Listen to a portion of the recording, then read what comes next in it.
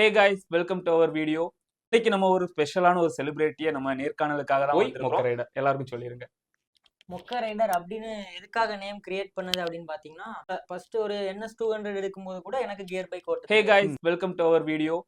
தோல்வி உன்னை துரத்தினால் வெற்றியை நோக்கி நீ ஓடு அப்படிங்கிற பழமொழிக்கு ஏற்ப நம்ம இன்னைக்கு வெற்றியை நோக்கி ஓடுற ஒரு இடத்துக்கு தான் வந்திருக்கிறோம். கிஃப் சேனல் வெற்றியை நோக்கி ஓடிட்டு இருக்கிற நம்ம குமரி மக்களுக்காக உருவாக்கப்பட்டதுதான் குமரி இண்டிபெண்டன்ட் பிலிம் ஃபேக்டரி. திறமை இருக்கிற பல பேரோட, அதுவும் கலை திறமை இருந்து அதை வெளிக்கொணர முடியாம, வெளிக்கொணர்ந்து திறமைகள் வெளி வராம அதிகமா தெரியாம இருக்கிற பல மக்களுக்காக கொண்டு வரப்பட்டதுதான் நம்ம கிஃப் சேனல். அதுல உங்களை சந்திக்கிறதுல ரொம்ப ஹாப்பியா இருக்கு. இன்னைக்கு நம்ம ஒரு ஸ்பெஷலான ஒரு செலிபிரிட்டியை நம்ம நேர்காணலுக்காக தான் வந்திருக்கிறோம்.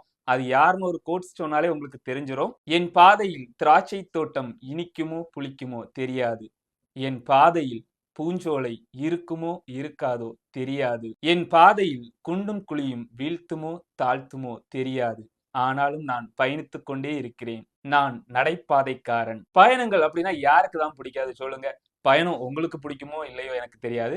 ஆனா பயணம் பிடிக்கிற ஒரு ஆள் கூட தான் நம்ம இன்னைக்கு இருக்கிறோம். தடைக்கற்களையும் படிக்கட்டுகளாக மாற்றி வாழ்வின் சிறு வயதில் பெரிய உயரத்தை அடைந்து கிட்டத்தட்ட 10 விருதுகளை வாங்கி கின்ன சாதனையும் படைச்சு, கின்ன சாதனை மட்டும் இல்லைங்க, ஒரு 10 விதமான சாதனைகளை படைச்சு சின்ன வயசுலயே உயரத்தை அடைஞ்ச ஒரு ஆள் கூட தான் நம்ம இன்னைக்கு மீட் பண்ண போறோம்.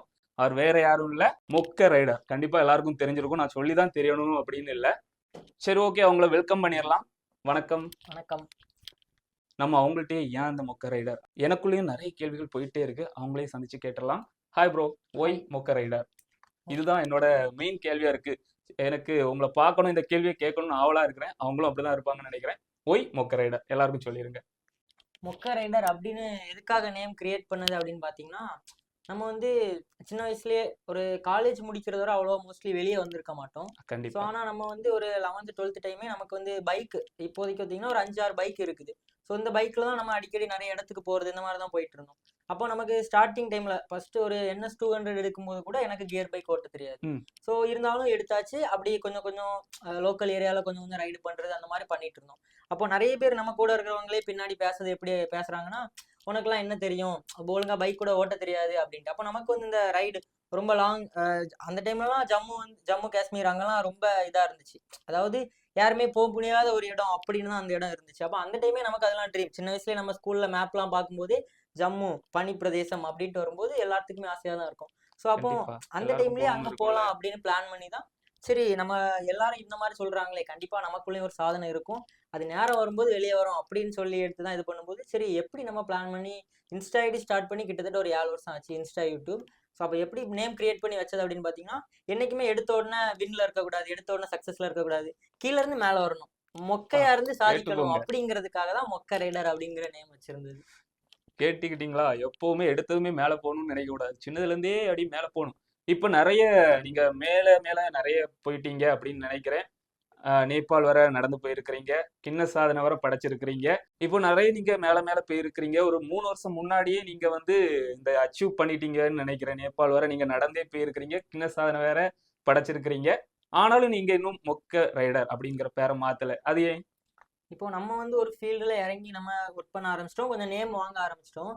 ஸோ நம்ம வந்த இடத்த என்னைக்குமே மறக்கக்கூடாது. ஸோ நம்ம வந்து ஒரு சக்ஸஸ் பண்ணிட்டோம் அப்படிங்கும்போது, நம்ம வந்து என்னைக்குமே இந்த இடத்துல இருந்து வந்திருக்கோம்னா அந்த இடத்துல வச்சுதானே நம்ம இந்த இவ்வளவு இடத்துக்கு வந்திருக்கோம். கண்டிப்பா. ஸோ அதனால அதே நேம்ல நம்ம இன்னும் கொஞ்சம் டிராவல் பண்ணலாம். ஸோ என்னதான் ஒரு பெரிய இடத்த பிடிச்சாலும் அந்த நேம் அப்படியே இருக்கட்டும் அப்படின்ட்டு ஒரு இதுலதான் அப்படியே வச்சிருக்கேன். பரவாயில்லையப்பா, பாத்துக்கோங்கப்பா. வந்ததுமே பேர அடையாளத்தை எல்லாமே மறந்துட்டு போறவங்க மத்தியில இப்படியும் பசங்க இருக்கதான் செய்யறாங்க. மொக்க ரைடருக்கு இன்னொருக்கா வெல்கம் கொடுத்துடலாம் நம்ம. ப்ரோ, இப்போ வந்து நிறைய வந்து வசதிகள் எல்லாமே இருக்கு. ஆனாலுமே நீங்க வந்து 3 வருஷத்துக்கு முன்னாடியே நடந்தே நேபாள் வரை போய் இந்த சாதனை படைச்சிருக்கீங்க. அது ஏன் நடந்தே போயிருக்கீங்க? அந்த இன்ஸ்பிரேஷன் எதுல இருந்து வந்துச்சு சொல்லலாமா எல்லாருக்கும்? அந்த டைம்ல பாத்தீங்கன்னா நம்ம கிட்ட பைக் இருந்துச்சு. ஆனா நம்ம பிளான் பண்ணியிருந்தா பைக்ல போயிருக்கலாம். கண்டிப்பா. ஆனா எல்லாருமே நிறைய பேர் அந்த டைம்ல பைக்ல வந்து வெளியே சுத்துறதுக்கு ஆரம்பிச்சிட்டாங்க. ஸோ அப்போ நமக்குன்னு ஒரு பிராண்டை கிரியேட் பண்ணணும், நமக்குன்னு ஒரு நேம் கிரியேட் பண்ணணும். யாருமே பண்ண முடியாத ஒரு இதை நம்ம புதுசா பண்ணி வேற லெவல் அச்சீவ் பண்ணணும் அப்படிங்கிற ஒரு இதை வச்சுட்டு தான் பைக் எல்லாமே இருந்துச்சு. இருந்தாலுமே அதெல்லாம் ஸ்கிப் பண்ணிட்டு, ஸோ நம்ம வந்து தனியா நமக்குன்னு ஒரு பிராண்டை கிரியேட் பண்ணலாம்னு சொல்லி ஃபர்ஸ்ட் 2020 அந்த டைம்ல வந்து லடாக் வாக் அண்ட் லிஃப்ட்ல போயிருந்தோம். ஸோ ஏதாவது பைக், ஏதாவது கார் இந்த மாதிரி ஹெல்ப் கேட்டு அந்த மாதிரி போய் வந்து நம்ம லடாக் வந்து அச்சீவ் பண்ணி அது அச்சீவ் பண்ணிட்டீங்களா? நிறைய ஆஹ் சப்போர்ட் பண்ணாங்களா ஆமா உங்களுக்கு? அதுல மோஸ்ட்லி சப்போர்ட் இருந்துச்சு. ஓகே. இது வேற லெவல்ல அச்சீவ் பண்ணி முடிச்சிட்டோம். ஸோ அதுக்கு பிறகு கூட இருக்கிறவங்களே கொஞ்சம் டிஃபரெண்டா பேச ஆரம்பிச்சாங்க. இது பைக்லயும் கார்லயும் லிஃப்ட் கேட்டு போன உனக்கு 2 ரெக்கார்டு வாங்கிட்டேன்னா நீ பெரிய ஆளா அந்த மாதிரி பேச கண்டிப்பா ஆரம்பிச்சிட்டாங்க. கேட்கதானே செய்வோம். அவங்களால முடியலைல்ல. அப்ப உங்களுக்கு அந்த இது இருக்கதானே செய்யும். கண்டிப்பா கண்டிப்பா பொறாமையும் போட்டியும் இருந்தா தான் நம்ம வாழ்க்கையில முன்னேறவே முடியும். கண்டிப்பா. ஸோ இதெல்லாம் மைண்ட்ல வச்சுட்டு அப்போ திருப்பி யோசிச்சேன். சரி ஏதாச்சும் கொஞ்சம் டிஃபரெண்டா பண்ணலாம். அப்ப என்ன பண்ணலாம் அப்படின்ட்டு யோசிக்கும் போது இந்தியாவிலே இது வரைக்கும் யாருமே நடந்து மட்டுமே டிராவல் பண்ணதில்ல. நிறைய பேர் மோஸ்ட்லி வாக் அண்ட் லிஃப்ட்ல பண்ணியிருந்தாங்க அந்த டைமே.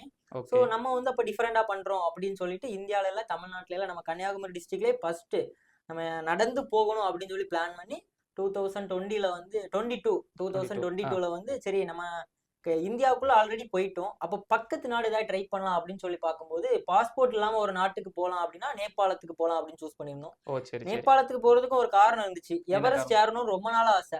பியர் கேர்ள்ஸ் அப்படின்னு நிறைய பேர் லைஃப் ஸ்டோரி நம்ம பார்த்திருப்போம். ஸோ அவங்கலாம் எவரெஸ்ட் ஏறினவங்க. ஸோ எவரெஸ்ட் ஏறி நிறைய பேர் ஒரு 5000 பேர் ஏறி இருந்தாங்கன்னா அதுல வந்து 300 பேர் தான் அச்சீவ் பண்ண முடிஞ்சது. பாதி பேர் கண்டிப்பா. வந்து திரும்பி கூட வந்திருக்க மாட்டாங்க. ஸோ அந்த ரிஸ்கான ஒரு இதை நம்ம பண்ணி முடிக்கணும் அப்படின்னு பிளான் பண்ணி தான் இது பண்ணியிருந்தோம். ஸோ ஆனா அங்க என்ட்ரி ஆகுறதுக்கே 40 லேக் பே பண்ணாதான் அவங்க அலோவ் பண்ணுவாங்க. ஸோ அதனால சரி நம்ம பேஸ் கேம்ப் பாதி வரையா போயிட்டு வந்துடலாம் அப்படியே ஒரு 8000 அடிக்கு பிளான் பண்ணி போனதுதான் நேபாள் ரைடு. நல்ல ஒரு முடிவு. அழகா பிளான் பண்ணி பண்ணியிருக்கிறீங்க. நீங்க பேசும்போதே நெறைய கின்னஸ் சாதனை படைச்சவங்க பேர்லாம் சொன்னீங்க. புக் படிக்கிற பழக்கம்லாம் இருக்கா? நமக்கு மத்தவங்க ஸ்டோரி படிக்கிறது, அதை பார்த்து நம்மளே கொஞ்சம் மோட்டிவேட் நம்மளே பண்ணிக்கிறது அந்த மாதிரி. பரவால்ல. மோட்டிவேஷன் சொன்னீங்க. அப்ப இப்போ இருக்கிற யூத் படிக்கணும்னா ஒரு மோட்டிவேஷன் புக் ஏதாவது நீங்க ரீசென்ட்டா படிச்சதுல இது நல்லா இருக்கு அப்படின்னு ஏதாவது இருக்கா? இப்போ உள்ள யங்ஸ்டர்ஸ் வந்து எப்படி முன்னேறலாம் அப்படின்னு நம்ம சைட்ல இருந்து ஒரு மோட்டிவேட் பண்ணணும் அப்படின்னாக்கி ஊக்கம் நிறைந்த உழைப்பாளி ஊசி முனையில் கூட முன்னேறி செல்வான்.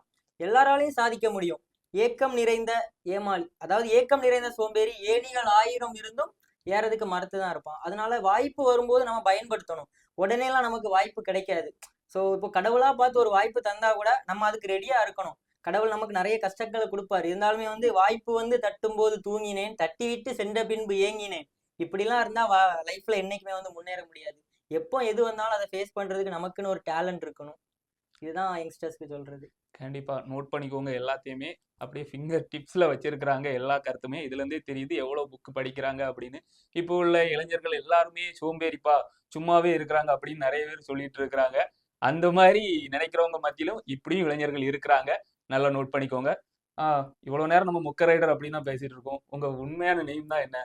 என்னோட நேம் வந்து பாத்தீங்கன்னா கோபி நிஷாந்த். கோபி நிஷாந்த். ஆ கோபி நிஷாந்த் மொக்க ரைடர். அந்த கோபி நிஷாந்த் நேமே நல்லா இருக்கு. நேம் நல்லா தான் இருக்கு. இருந்தாலும் நமக்குன்னு தனியா ஒரு பிராண்டுக்காக தான் மொக்க ரைடர் அப்படிங்கறத நம்ம வச்சு. நமக்கான ஒரு அடையாளத்த பதிக்கணும் அப்படின்னு சொல்லியிருக்கிறீங்க. உங்களோட ஏஜ் என்ன இப்போ? என்னோட ஏஜ் இப்போ 23. 23. அப்போ கின்னஸ் சாதனை படைக்கும்போது உங்க ஏஜ்? 21. 21. அப்போ காலேஜ் முடிச்ச டைமா இருக்கும் அப்படின்னு காலேஜ் நினைக்கிறேன். முடிச்சிட்டேன். காலேஜ் முடிச்சுட்டு அவங்க உடனே சும்மா இருக்கல. இப்ப நெறைய பேர் காலேஜ் முடிச்சுட்டும் நம்ம சும்மா இருக்கிறோம். வாய்ப்பு கிடைக்கும் அப்படின்னு சொல்லிட்டு நெறைய பேர் எதிர்பார்த்துட்டு இருக்கிறாங்க. வாய்ப்பு கிடைக்காது. நம்ம தான் உருவாக்கணும். அப்படிங்கிறதுக்கு ஒரு பெஸ்ட் எக்ஸாம்பிள் தான் நம்ம நம்ம மொக்க ரைடர். இல்ல. கோபி நிஷாந்த். ஓகேவா? ரைடுக்கு மட்டும் தான் மொக்க ரைடர்ன்னு பேர் வச்சிருக்காரே தவிர, அவரு ஆட்டிட்யூட் இது எல்லாமே டாப் நாச்ல இருக்கு. அந்த மாரி இருக்கு. இவ்வளோ அச்சீவ் பண்ணியிருக்கிறீங்க. உங்களுக்கு சப்போர்ட் எப்படி இருந்துச்சு? வீட்லயும் சரி, ஃப்ரெண்ட்ஸ் அண்ட் ஃபேமிலி இதுலலாம் ஃபர்ஸ்ட் நம்ம வீட்ல இருந்தே போவோம். ஏன்னா வீடு தானே நமக்கு ஆணி வேரா இருக்கிறது வீடு தான். அதனால வீட்ல சப்போர்ட் எப்படி இருந்துச்சு? ஓகே நீ போப்பா, போயிட்டு வாப்பா அப்படின்னு ரூபாய் இதெல்லாம் அரேஞ்ச் பண்ணி தந்துட்டாங்களா? இல்ல போக்கூடாது அப்படி சொன்னாங்களா? அத பத்தி. இப்போ நம்ம ஃபேமிலியை வீட்டை எடுத்துக்கிட்டோம்னாக்கி எல்லாருமே மோஸ்ட்லி ஸ்டார்டிங்ல பயப்பட தான் செய்வாங்க. ஏன்னா கண்டிப்பா. ஏதோ ஒரு இடத்துக்கு போறோம். இங்க இருந்து கன்னியாகுமரியில இருந்து ஒரு கடைக்கு போனா கூட பயந்து பயந்து இருப்பாங்க. எப்போ வருவான் எப்போ வருவான் அப்படின்ட்டு. அப்ப நம்ம கிட்டத்தட்ட ஒரு 5000 கிலோமீட்டர் டிராவல் பண்ணி போறோம். ஸோ கண்டிப்பா எல்லா வீட்லயும் பயப்பட தான் செய்வாங்க. ஆனா எங்க வீட்டை பொறுத்தளவுல நான் வந்து காலேஜ் முடிக்கிறது வரை என்ன வெளியே விட்டுருக்க மாட்டாங்க. எனக்கு இப்போ வரைக்கும் ஒரு ஸ்போர்ட்ஸ் தெரியாது. என்ன விளையாட்டுல எதுவுமே தெரியாது. நான் வெளியே போனே கிடையாது. பசங்க கூட அவ்வளவா சுத்துனதே கிடையாது. அப்போ ஆனா இந்த இன்ட்ரெஸ்டிங்லாம் இருந்துச்சு. அப்ப நம்ம காலேஜ் முடிச்ச அப்புறம் கண்டிப்பா போலாம் அப்படின்னு சொல்லி வீட்ல பேசும்போது பைக்ல போலாம் அப்படின்னு சொல்லி தான் பேசியிருந்தேன். வீட்ல பைக்லலாம் விட மாட்டோம் அப்படின்னு சொல்லி இது பண்ணோம்னா, சரி நம்மளா தனியா கிரியேட் பண்ணி போவோம்னு சொல்லி சொல்லும்போது வீட்ல ஓகே தான். வீட்ல எல்லாமே சப்போர்ட் பண்ண தான் செய்தாங்க. ஆனா வெளியில ஃப்ரெண்ட்ஸ் கொஞ்சம் பேர் சப்போர்ட் பண்ணுவாங்க. ஆனா நம்ம கொஞ்சம் பேர் இல்ல. எல்லாருமே ஸ்டார்ட்டிங்ல சப்போர்ட் பண்ணாங்க. எப்படி நினைச்சு சப்போர்ட் பண்ணியிருப்பாங்கன்னா, எப்படியும் ஃபெயிலியர் ஆயிரும், கேவலப்பட்டுருவோம் அப்படின்னு நினைச்சு நிறைய பேர் சப்போர்ட் பண்ணிட்டாங்க. ரொம்ப ஹாப்பியாட்டு. அந்த ஆனா நம்ம ஃபெயிலியர் ஆயிருவான்னு நெனச்ச இதுலயே நீங்க வெற்றி காணணும் ஆனா அப்படின்னு நம்ம நெனச்சிருக்கீங்க. சக்சஸ் பண்ணிட்டு வந்ததுக்கு அப்புறம் எல்லா பாதி அதுல அப்படி கம்மியாயி பின்னாடி பேச ஆரம்பிச்சிட்டாங்க. உன்னால முடியாது அப்படி ஸ்டார்டிங்ல நம்ம சொல்லும் போதே நிறைய பேர் எதுக்கு தேவையில்லாத வேலை. கண்டிப்பா அப்படி கூட கேட்பாங்க. எனக்கு அதனால 2 தான் அக்கா கேட்பாங்க. ஒரு தங்கச்சி உண்டு. ஸோ அப்போ அவங்க அக்கா தங்கச்சி இருக்காங்களா அவங்கள பாரு எதுக்கு இந்த தேவையில்லாம ஊர் சுத்திட்டு இருக்க அப்படின்னு. அப்போ நான் என்னோட மைண்ட்ல ஓடுனது இது வரைக்கும் நமக்குன்னு ஒரு திறமை இல்லை. நம்ம என்னதான் பாட்டு போட்டி பேச்சு போட்டிலாம் ஸ்கூல்ல பண்ணியிருக்கோம். ஸோ அதெல்லாம் வந்து நமக்கு கை கொடுக்காது. இருந்தாலும் நமக்குன்னு ஒரு தனித்திறமையை வளர்த்துக்கணும் அப்படின்னு சொல்லிட்டு தான் இந்த ரைடு பிளான் பண்ணி பண்ணது. வீட்டில் சப்போர்ட்டு, ஃபேமிலியில் சப்போர்ட்டு, மோஸ்ட்லி நிறைய ஃப்ரெண்ட்ஸு, தம்பிமார்கள் நிறைய பேர் வந்துட்டாங்க. செகண்ட் ரைடு நேபாள் ரைடு போகும்போது வேற லெவல் சப்போர்ட்டிவாக இருந்துச்சு. நான் சொல்லுங்க. ஆல்ரெடி ஃபர்ஸ்ட் வந்து லடாக் போயிருந்தேன்.